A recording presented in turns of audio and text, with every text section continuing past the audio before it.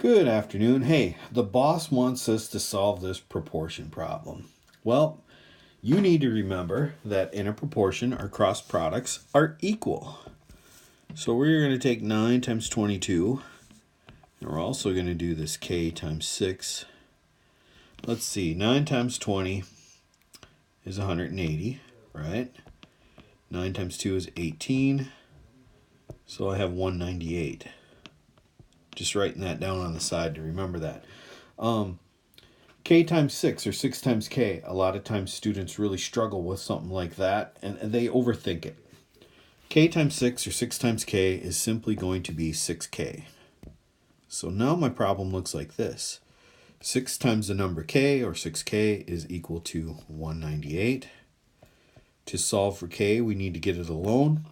Ask yourself, what is the opposite of multiplication? The answer to that question is division.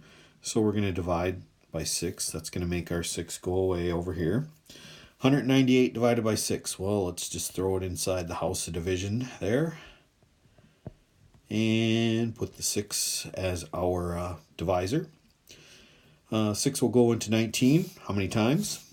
Anyone? Anyone? Yeah, you're right. 3. So now I have 18. We subtract. Bring down our 8. 6 goes into 18 3 times. So the answer to our proportion is k equals 33. So remember, our cross products are equal, and that's what we do. We cross multiply, and then we divide to find the answer to our variable.